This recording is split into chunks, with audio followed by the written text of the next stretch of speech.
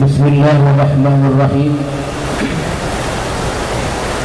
Assalamualaikum warahmatullahi wabarakatuh.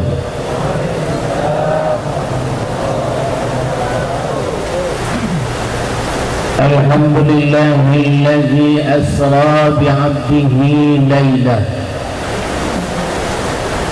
minal masjidil haram ilal masjidil aqsa ثم عرجه إلى سدرة المنتهى حيث رأى من آياته الكبرى والصلاة والسلام على سيدنا المصطفى وعلى آله أهل الصدق والوفاء أما بعد. Yang saya muliakan para alim ulama, para cerdik pandai, tuan-tuan mursyid, para khalifah, para tetamu, hadir juga bersama kita Pak Camat,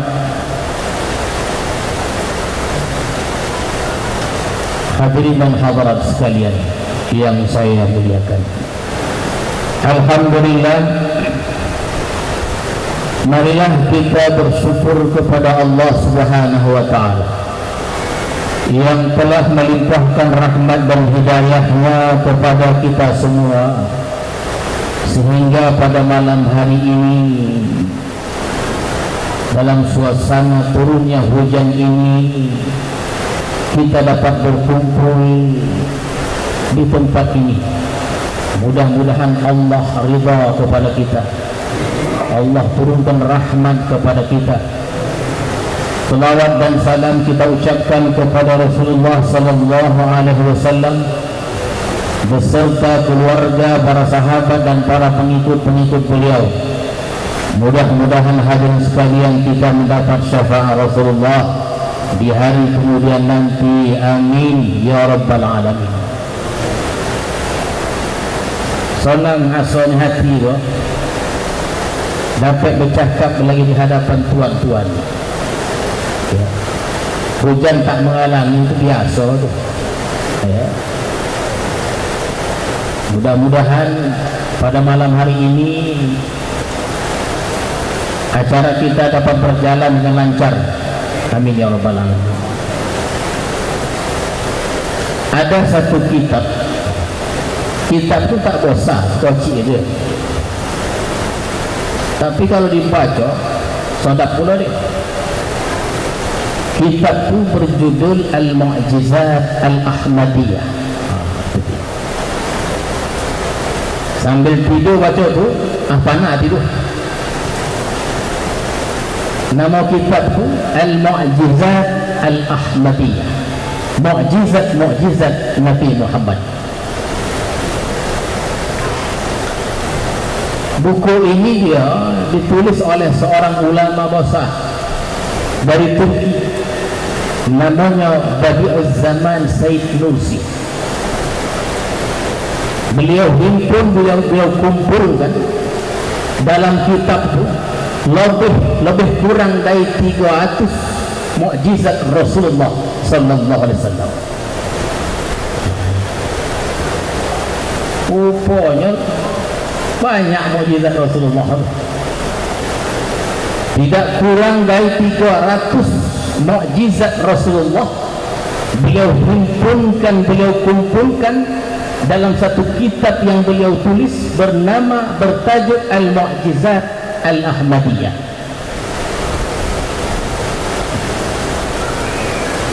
Badi'uz zaman kau tuan-tuan sekalian, wali bukan tak wali, menghafal Quran 2 minggu dia.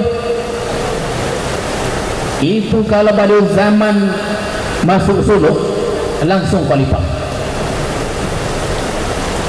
Kenapa? Menghafal Quran aja cukup 2 minggu. Kita 2 minggu kuliah Al-Kafirun. Sebiji aja ya. Al-Kafirun, kuliah Al-Kafirun 2 minggu. Dites imam sosek dua. Begitu dia. Hanya 2 minggu Allah berikan kecerdasan kepada badi'uz zaman yang menghafal Quran 2 minggu saja. Dan banyak kitab-kitab yang lain ditulis oleh beliau. Ada namanya Risalah An-Nur dan lain-lainnya. Tapi di antaranya ingin saya paparkan, di antara isi dari kitab itu Al-Mu'jizat Al-Ahmadiyah, karena beliau himpunkan lebih dari 300 mukjizat Rasulullah. Di antaranya adalah Isra' Mi'raj Rasulullah sallallahu alaihi wasallam.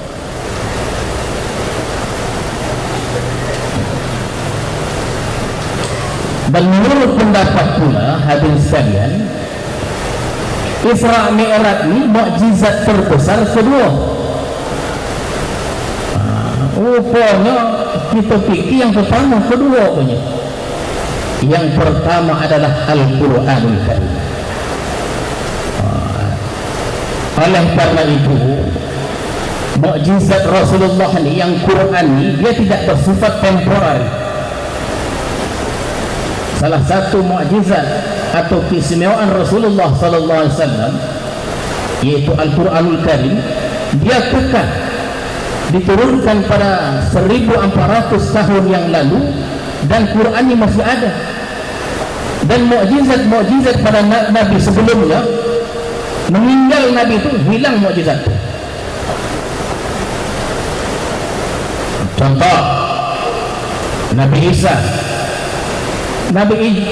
Isa alaihissalam banyak juga mukjizatnya. Apalagi beliau ini hidup di tengah masyarakat yang ahli perdukunan. Beliau tahu apa yang kita simpan dalam kantung kita. Beliau tahu apa yang kita simpan dalam rumah kita. Mengubah segala macam penyakit. Bahkan beliau bisa menghidupkan orang mati. Nabi Isa.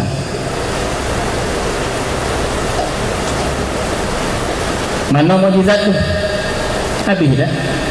Orang dah meninggal.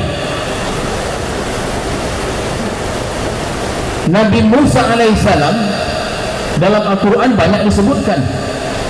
Cuman kita di Riau, di Silam selalu diperkenalkan mukjizat Nabi Musa tu, di antaranya tungkek tu lah. Yang beliau tak sangka-sangka tungkek itu banyak faedahnya.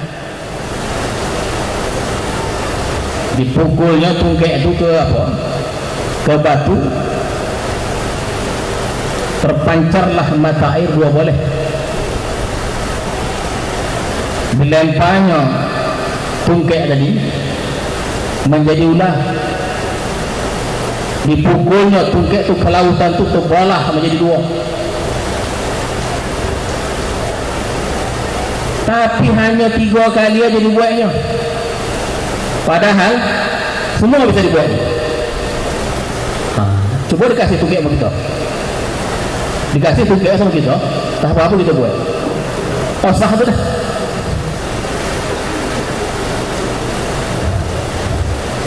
Ke kota je wajah macam itu. Bawa tungkek tu. Hanya 3 kali saja dipergunakannya tongkat tu. Tapi Rasulullah sallallahu alaihi wasallam itu namanya bersifat temporary dia. Hilang tungkek itu. Kenapa hilang? Karena empun tungkat itu dah tak ada lagi, sudah meninggal. Hilanglah tungkek itu. Jangan pula kita nak berangan-angan mencari tungkek itu. Pergi ke Mesir mencari berita, kira di mana tungkek Nabi Musa. Tak bisa. Tapi Al-Quranul Karim sebagai mukjizat Al-Kubra yang pertama Allah anugerahkan kepada Rasulullah, dia tidak bersifat temporary, sepanjang masa.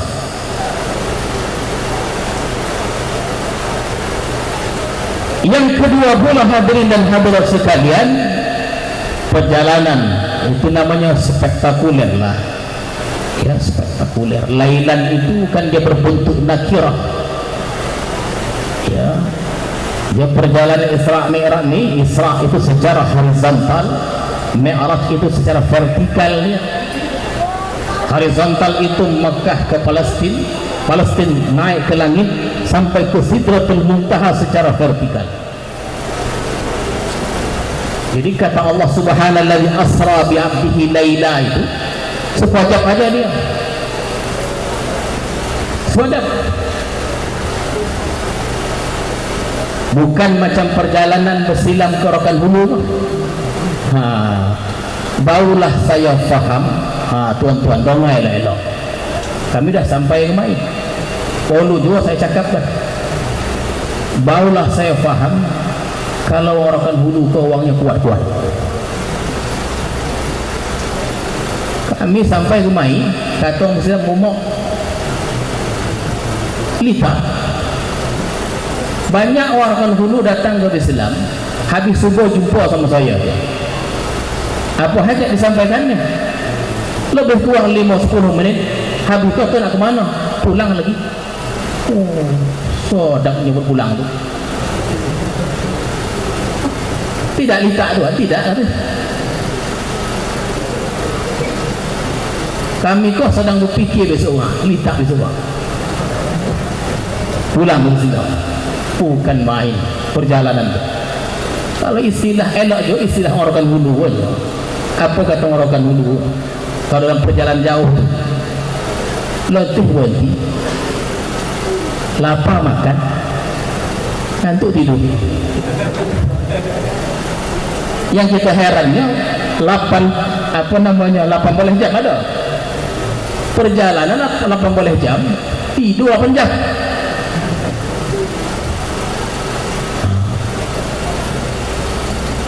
Jadi tuan-tuan serta hadirin dan hadirat sekalian, yang hendak kita ceritakan malam ke di tengah turunnya hujan, ketika Rasulullah berjalan dalam peristiwa Isra Mi'raj itu, Rasulullah itu mengalami perubahan pada diri. Perubahan. Kalau tak terjadi perubahan pada diri Rasulullah, naik ke Sidratul Muntaha, hancur tuan-tuan sekalian. Maka 3 perubahan itu boleh kita sebutkan. Yang pertama namanya zatiyah basyariyah. Yang pertama. Yang kedua namanya zatiyah malakiyah. Dan yang ketiga dinamakan zatiyah malakiyah fauqal malakiyah.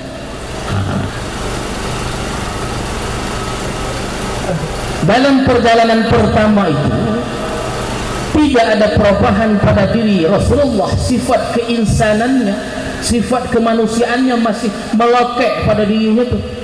Makanya beliau bertanya kepada Jibril, apa itu Jibril? Karena beliau tak faham dan tak nampak kenapa sifat kemanusiaan itu masih melekat pada dirinya. Itu namanya zatiyah basyariyah. Sifat kemanusiaannya ada, masih menempel pada dirinya.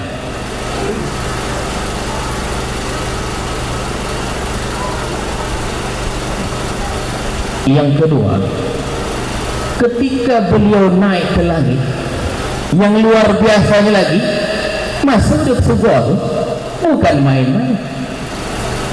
Ditinjaunya surga, diperhatikan hal ihwal isi dalamnya itu, diperhatikan peristiwa-peristiwa yang tidak dapat kita sebutkan satu persatu yang beliau lihat dalam surga itu.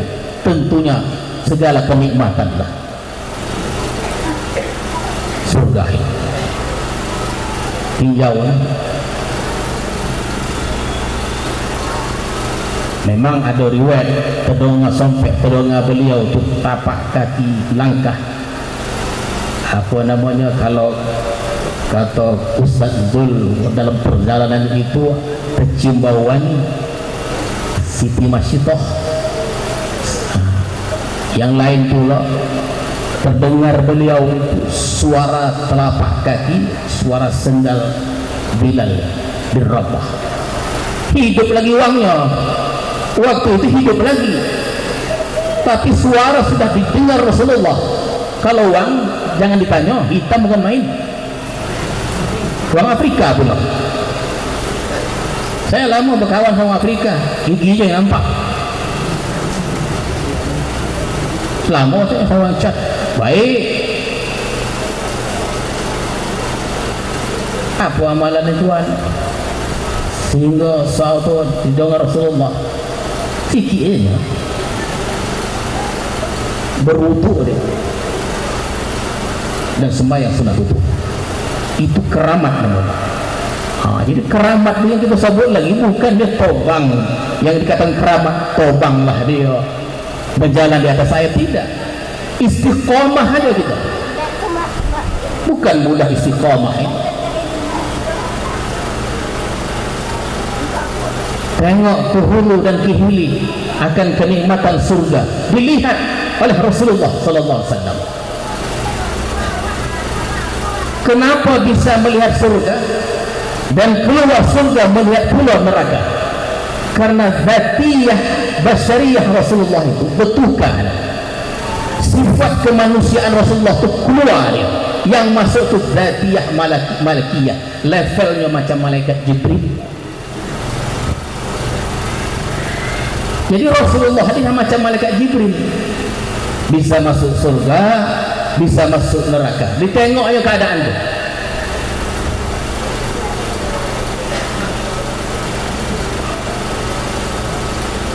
Hebat betul Nabi kita.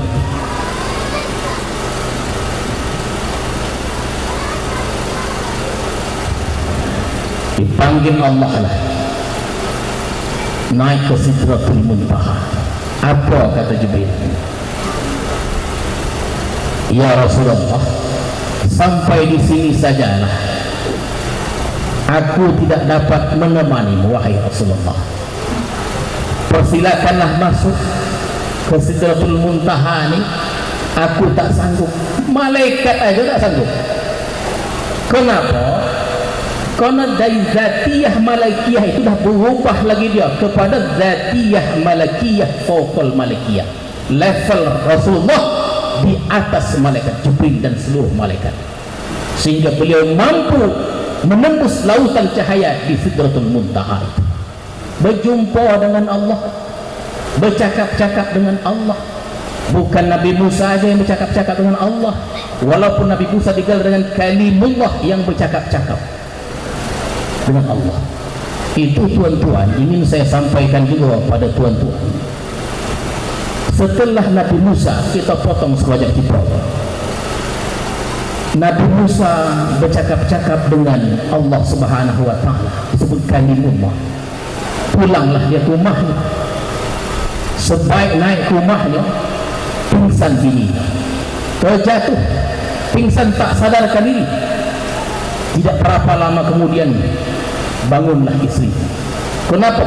Tak tahan melihat cahaya yang mancar di wajah Nabi Musa alaihissalam, bekas bercakap-cakap, bokeh bercakap-cakap,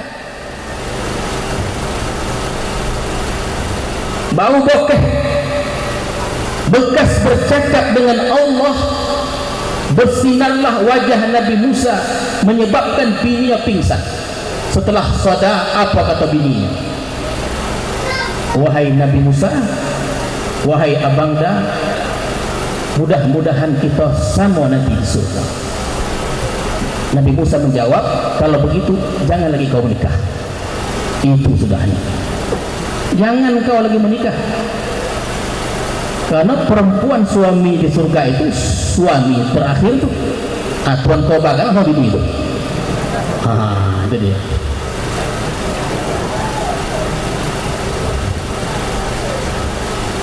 Pingsan. Apakah Rasulullah sallallahu alaihi wasallam bercakap-cakap dengan Allah Subhanahu wa taala, bukan main.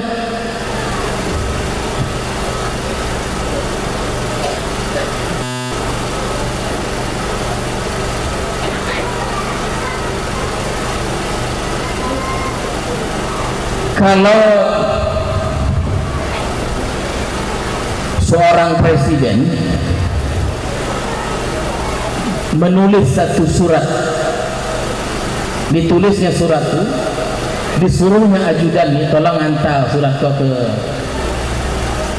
Pak Camat katanya. Contoh nih, contoh, mana tahu?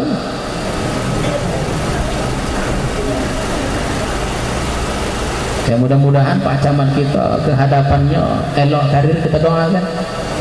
Ya, naik jabatannya boleh, minta jabatan apa-apa, kami doakan Pak Camat. Selalulah bergaul sama kami kok, sama tarikat kok.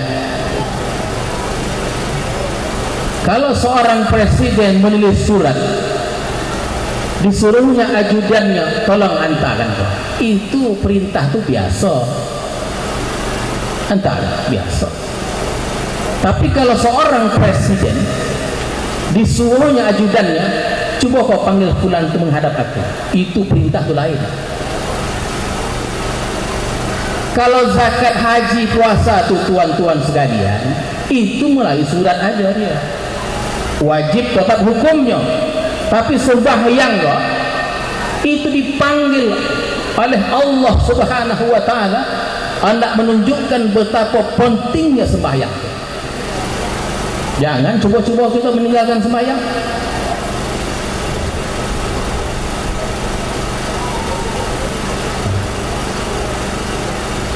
Memanglah hadirin dan hadirat sekalian, waktu turun ke awalnya 50 waktu, 50 kali sehari semalam, betul. Tapi atas saranan pandangan Nabi Musa alaihissalam, rupanya orang hidup kok boleh bercakap sama ruh punya, bukan main-main. Kalau hidup Nabi Musa itu lagi umur 3.000 tahun jaraknya, lebih kurang 3.000 tahun,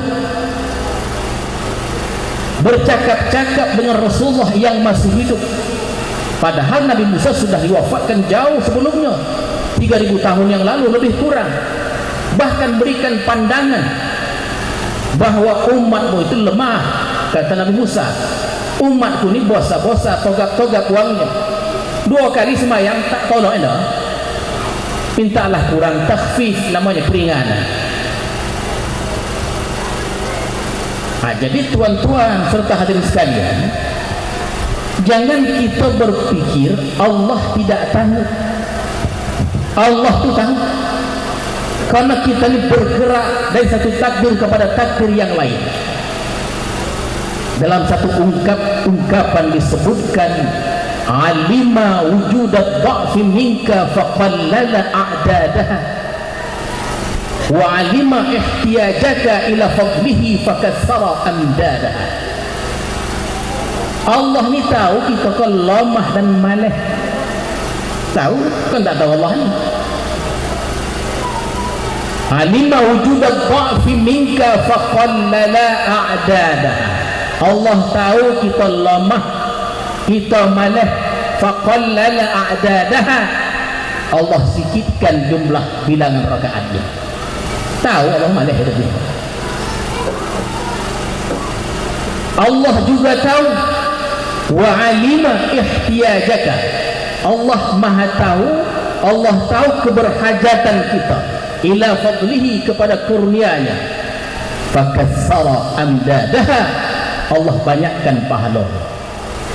Oh, begitu orang Melayu begitu. Orang Melayu tu dia malas nak pahala banyak.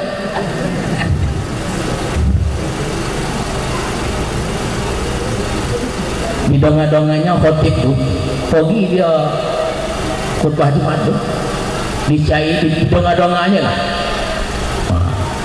hadis-hadis yang berkenaan, sekali langkah pahalanya sebanyak bulu kambing. Oh, bukan tanggung, bulu kambing dah bisa bagi pura ada deh. Tuan tak semayang sudah banyak, sebanyak bulu kambing dah.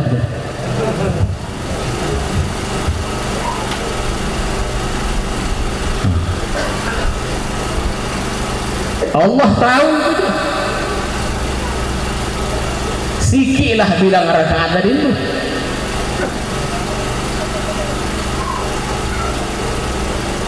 Nah, saya ceritakan sikit rakaat. Ya.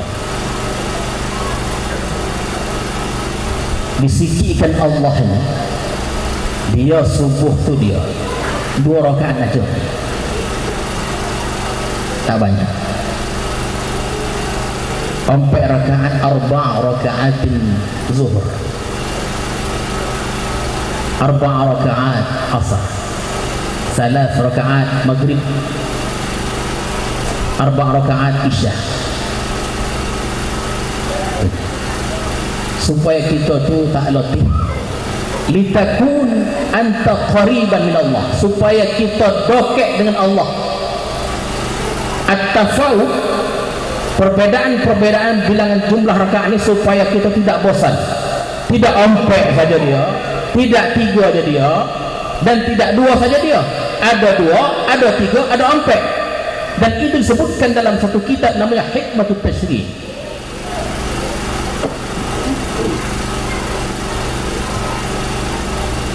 Tak banyak permintaan Allah. Allah awal diwajibkan 50 sehari semalam, menjadi 5 kali sehari semalam. Bukan main tuan-tuan. 50 kali 1 50. Yang 5 tadi sekali sembahyang 10, 5 kali 10 50 juga. Sama, setara jumlahnya. Sikit rakaatnya banyak pahala, paling goma gitu tu. Paling goma.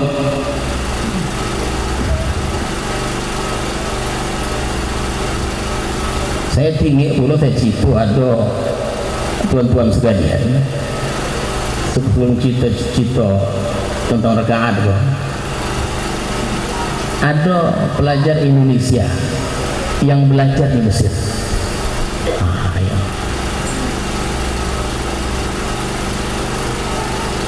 Jadi suatu hari ya, diajak seorang tua Mesir tu sembahyang di salah satu masjid di sudut Mesir tu, sembahyang tarawih 10 rakaat. Sehingga berapa rakaat tarawih? Berapa rakaat tuan? Seboleh juga? Seboleh, alhamdulillah. Yang penting ada uang. Pergilah dia sama orang tua tadi, kamu mesti diajak ni. Seboleh rakaat wajib ni. Dia tak tahu masjid tu seboleh rakaat 5 boleh juz. Tak tahu dia dah. Tak tahu dia. Malah ni kampung aku biasa 23 ni. Dia tak sadar. Mayang dia tak selama itu biasa di Tamboro itu. Tamboro itu pelajar itu 20.000 orang tuan-tuan sekalian.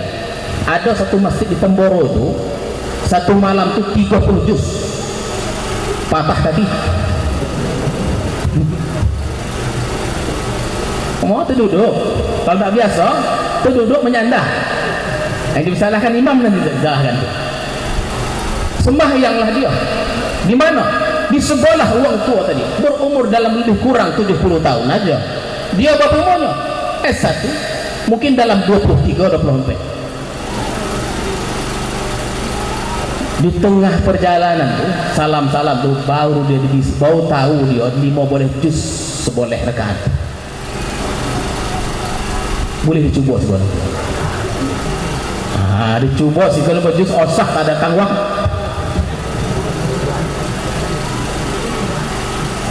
Akhirnya tuan-tuan sekalian, tomatlah sembahyang tadi. Tomat sembahyang. Ditanyanya pada orang tua tadi, udah berapa lama tuan sembahyang di situ? Hampir sepanjang hayatku. Fikirnya baru malam tadi. Rupanya sepanjang hayat dia sembahyang di masjid itu, jumlah rakaatnya seboleh tarawih tadi 5 boleh juz. Diakuilah kelebihan tuan ni, diakuilah kelemahannya. Muda lagi tak tolak togak. Itulah maksud ayat yang dibacakan Qari aqimis shalah tadi. Jadi solat itu perintah Allah itu bukan laksanakan sembahyang.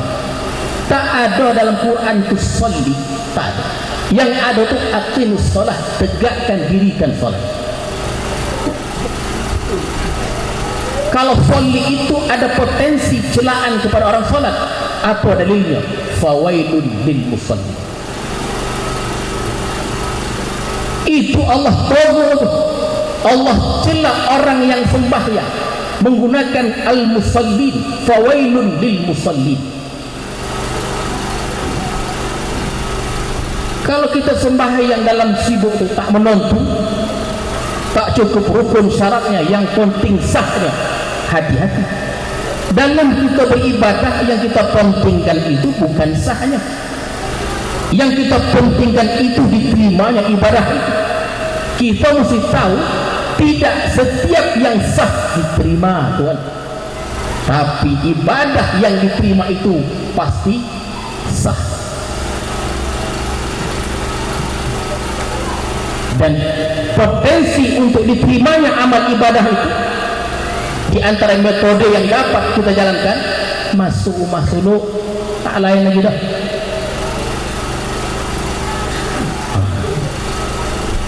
Masuk rumah suluk.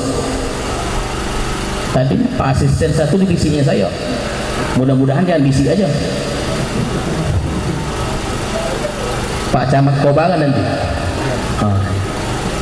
Saya nak masuk suluk katanya. Ayolah, saya bilang. Saya tunggu.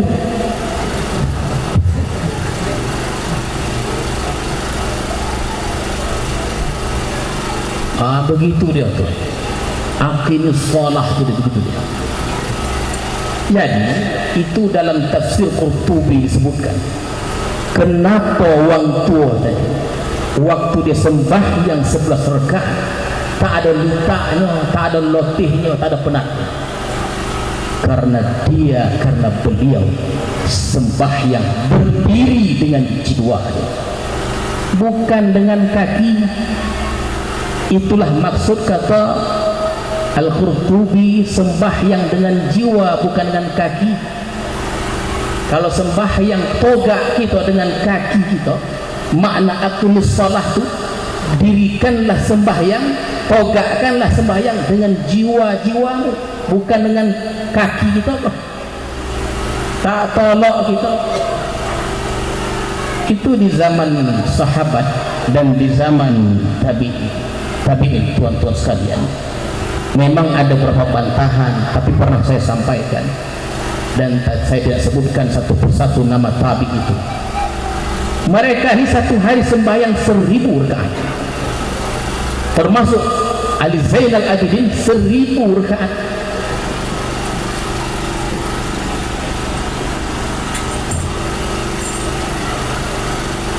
Bukan sikit. Kalau kita sikit anak pahalawanya. Itu intarin tu. Alima wujuda dha'fi minka faqallala a'dadaha wa alima ihtiyajaka ila fadlihi fakassara amdadaha. Amdadaha ni maknanya sawabaha, pahala.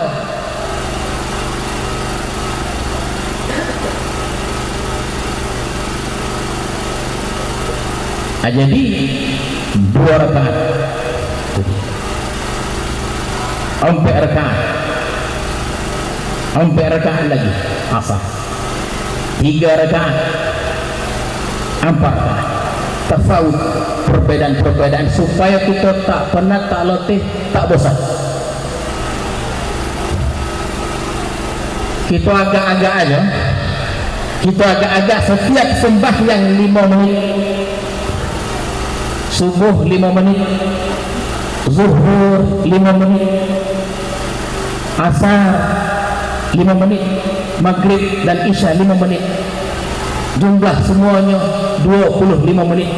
Allah sediakan sehari semalam 24 jam. Tak sampai apa mengamuk itu. Itu makanya guru-guru pesantren mengamuk dengan santri itu dia. Tak sampai. Jadi waktu yang Allah minta untuk kita menegakkan sembahyang 25 menit, Allah sediakan 24 jam sehari semalam. Kalau ada perkata tak sempat, malu kita. Apapun profesi kita, yang pegawai negeri, yang pegawai swasta, yang pedagang, yang petani, apa saja kojolnya, waktu sembahyang tidak akan mengganggu aktivitas hidup kita.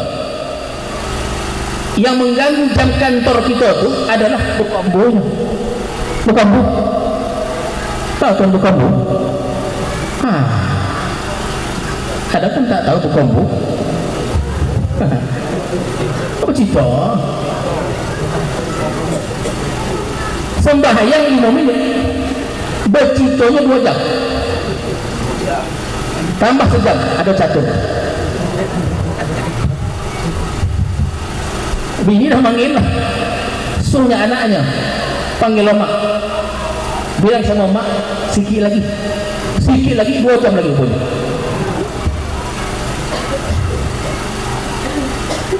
Jadi yang mengganggu jam kantor kita itu bukan jam-jam sembahyang itu, karena sekali sembahyang 5 menit.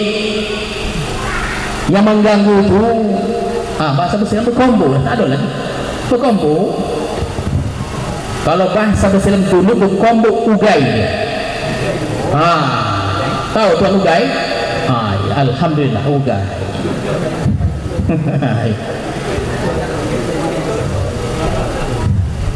Ugai.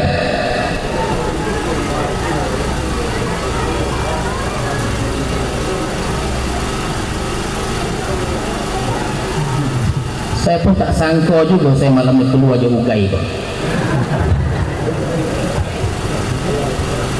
Iya. Untung pula saya mengerti.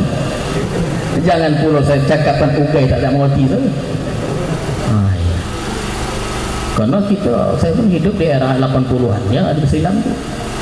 Bahasa itu memang bahasa saya, memang saya kuasai betul. Tembus saya. Ugai. Jadi tuan-tuan serta hadirin hadirat sekalian, sama-sama kita mengingatkan malam hanya 5 menit saja, tak lebih dari itu. Jumlahnya 25 menit Allah sediakan itu dalam suhuf ya, dalam suhuf Ibrahim ada disebutkan.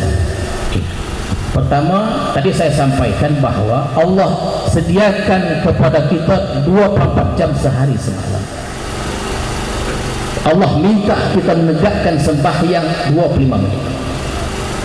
Orang yang panjang akal dalam suhuf Ibrahim itu disebutkan, dia bagi waktunya menjadi 4 bagian. Tuan-tuan sekalian, inilah dia. Selesai sampai bagian kau, balik itu. Ya, balik dia.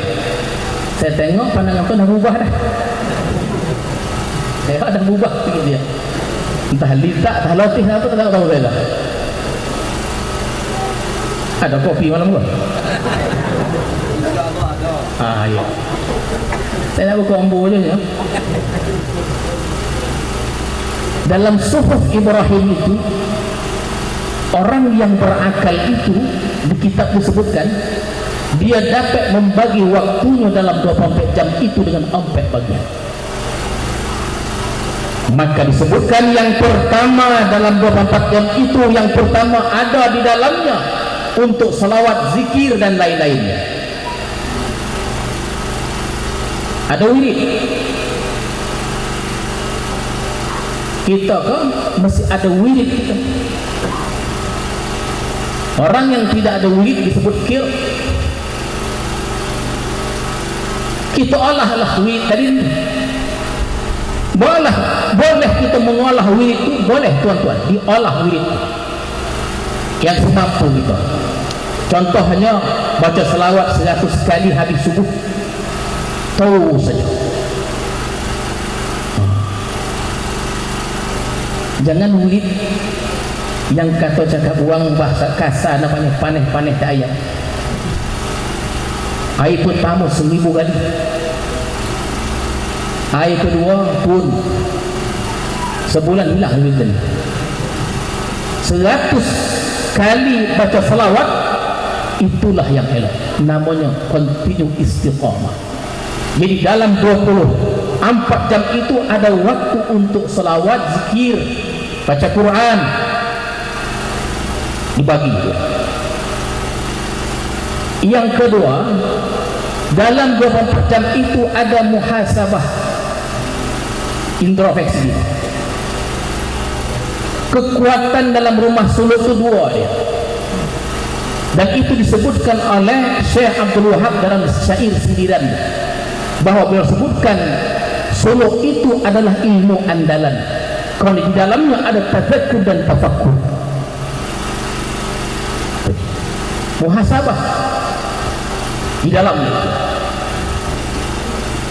itu kalau topek ukuf qalbi, ukuf qalbi wanti tak baca apa-apa, kan ada dalam kaifiat yang 10 itu menghadapkan Allah itu. Tuan-tuan sekalian, kita tak pernah dapat kita mengenal Allah, dan Allah itu tak bisa kita. Pernah sekali orang datang ke hadapan saya bertanya, handal juga dia punya, mungkin dalam 10 hari itu dia perasaan tak sedap, karena diajarkan pada dia di antara kaifiat 10 itu menghadap kepada zat Allah. Macam mana caranya? Allah macam mana dia? Macam mana kita nak kenali Allah kita itu? Macam mana Tuhan? Kita kenali dari sifat ma'ani itu, sifat Allah itu, qudrah, iradah, sama', basar, kalam, haya, ilm. Kita kenal dengan Allah kita melalui sifat ma'ani itu. Yang meletakkan fondasi itu bukan sembarang orang, tuan-tuan sekalian. Kaifiat 10.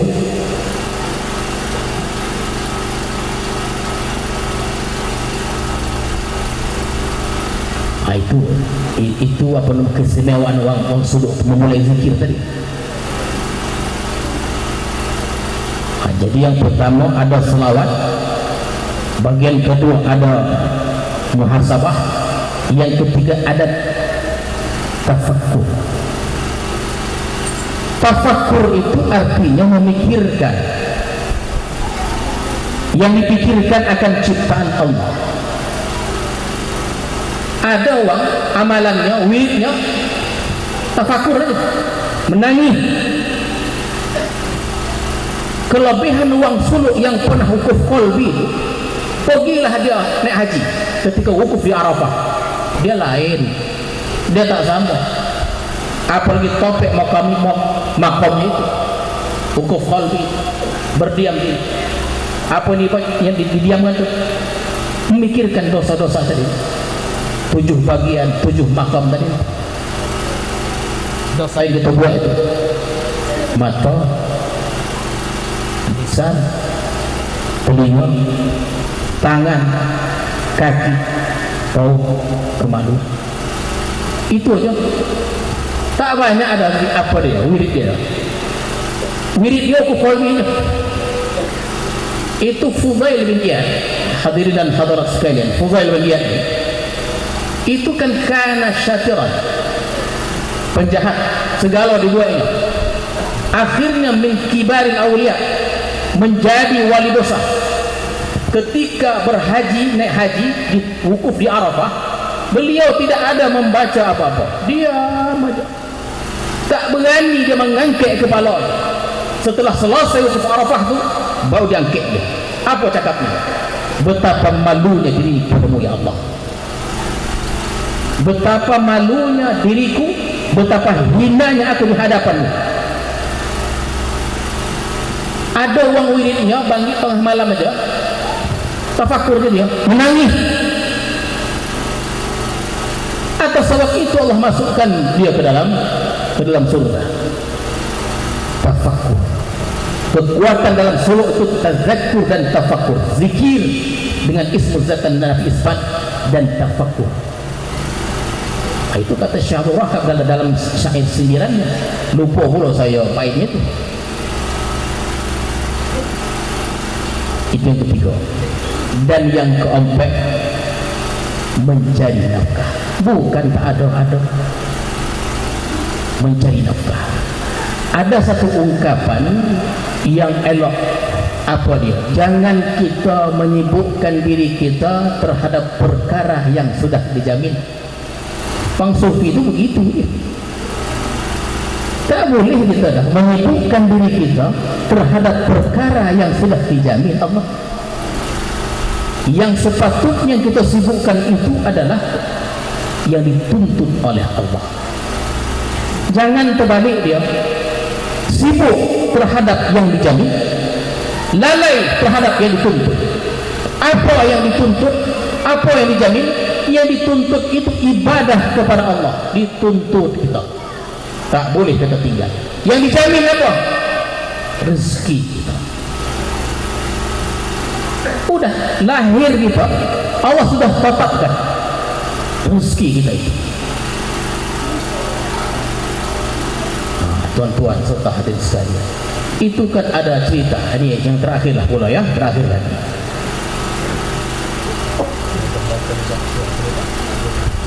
Sepuluh ya, ini terakhir lagi. Datanglah murid, ya, dia ke rumah guru. Ditengoknya seekor burung patah sayapnya. Datanglah burung, kawan-kawan burung yang lain, terbang rendah mendekati burung yang patah sayapnya sebelah tadi. Masing-masing mengasih makan burung yang patah sayap, yang tak tolak tobang lagi. Logikanya matilah burung itu. Kalau tak bisa tobang, burung kau makan dia dengan tobang dia. Ya. Burung ini tidak membawa dia rezeki, kita bisa bawa gitu. Hebat manusia ikan ya, hulu ke hilir, hidup dua ikan tuh tidak membawa bekal. Ikan di laut, di sungai tidak membawa bekal, tapi hidup. Ditengok muridlah burung yang patah sayap tadi, dikasih makan oleh kawan-kawan yang tidak patah sayapnya, bergerombolan dia, hidup burung tadi. Sampai itu baik gurunya, bercakaplah dia, wahai guruku, aku ingin macam burung yang patah sayapnya yang ku tengok di jalan tadi. Begitu dia. Apa kata guru? Jangan kau macam burung yang patah ingin mengharapkan seperti burung yang patah sayapnya, tak ada apa-apanya tapi hidup dia. Jadilah engkau seperti burung-burung yang berikan makan kepada burung yang patah sayapnya itu. Mau meninggal kita,